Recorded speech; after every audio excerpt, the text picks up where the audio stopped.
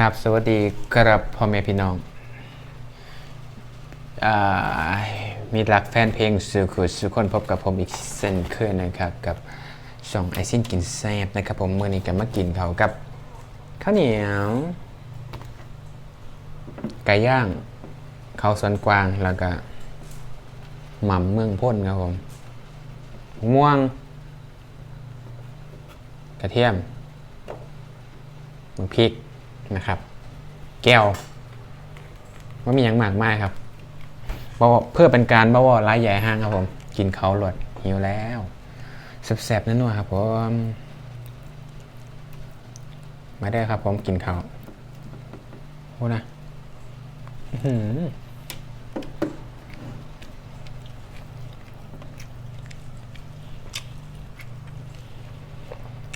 หม่ำครับผมหม่ำเมืองพ้น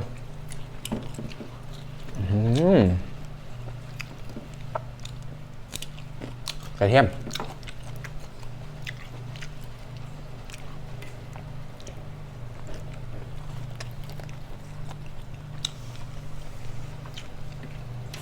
พริกครับผมหวานหวานแห้ง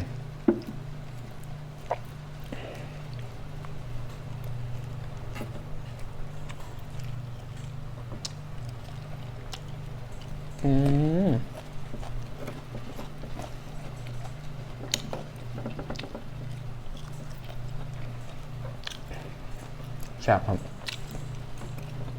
หมูพริกจุยแก้ว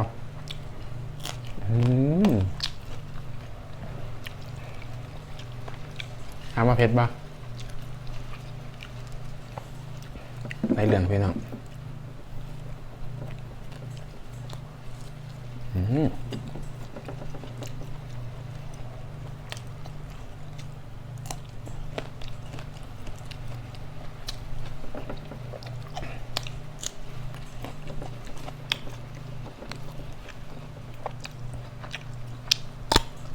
มะม่วงครับ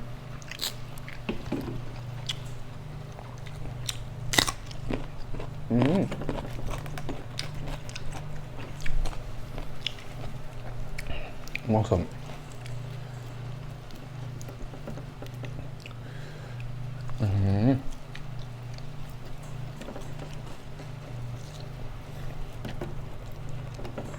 กระเทียมครับ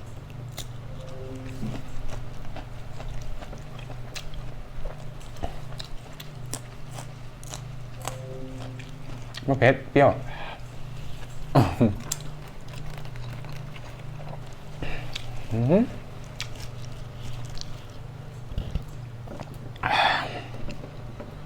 ถามว่าบ่กินไก่บ่กินครับพี่น้อง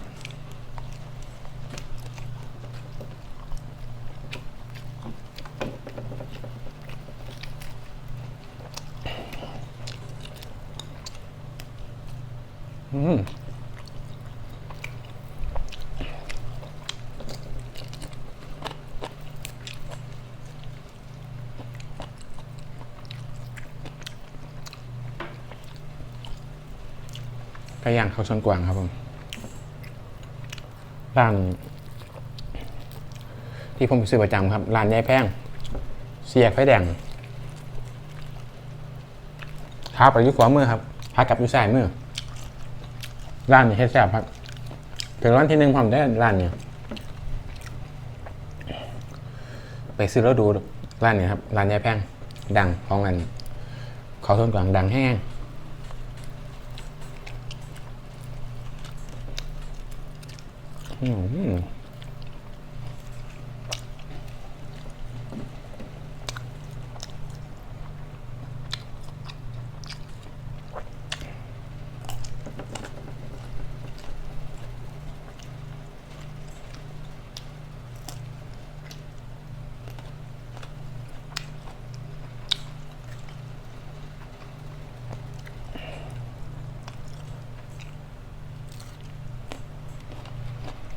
หวานพี่น้องหวาน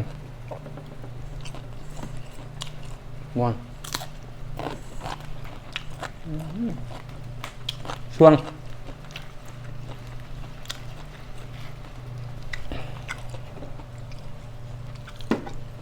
ถามว่าเผ็ดปะเผ็ดครับเผ็ดเหรอซ่วง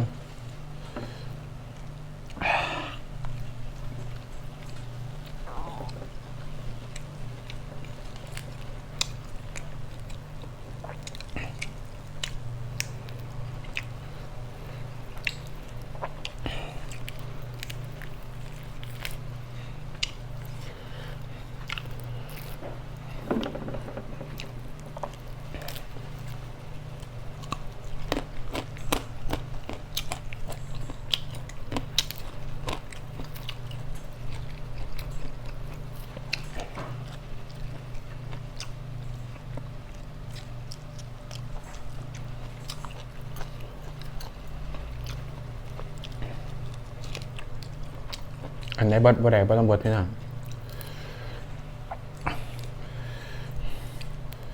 เศษกระดงกระดูกอะต้องมาให้หมาอยู่บ้าน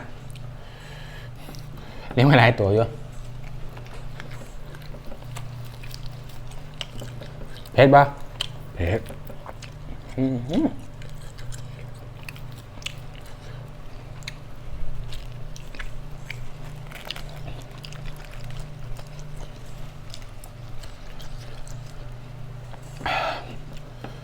ที่แรกว่าจะฮัดกินเผ็ดๆครับไปกินสมตำโจ๊กๆของน้องนิดจ่อย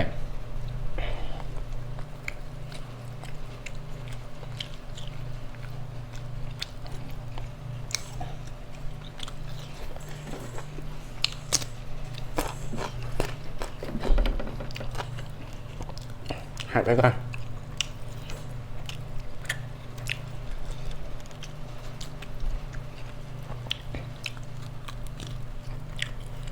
หัดกินพริกมันแดด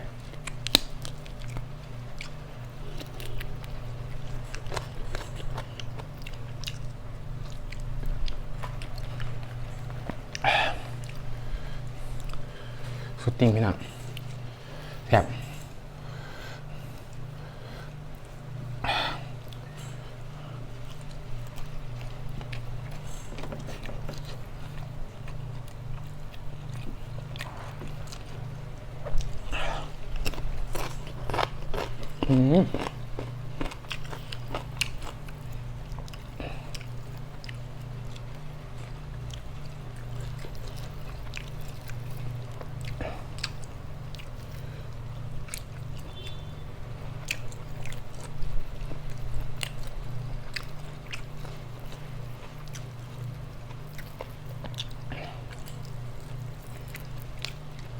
ไก่ย่างสุดยอดเลยพี่น้องจริง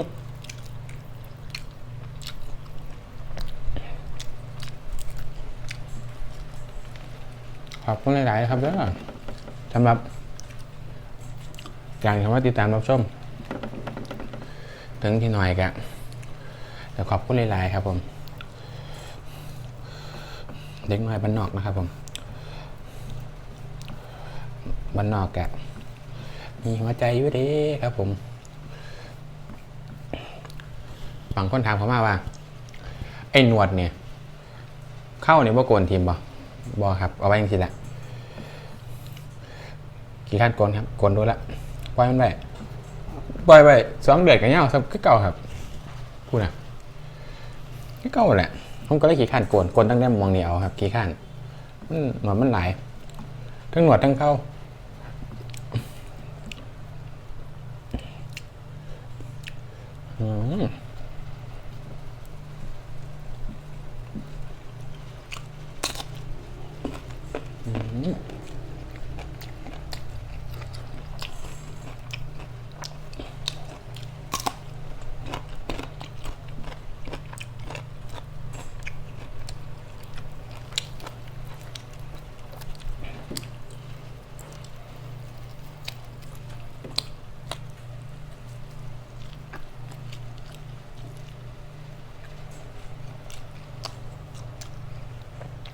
สำหรับคลิปนี้ก็เอาไว้สำหรับกันนะครับนะ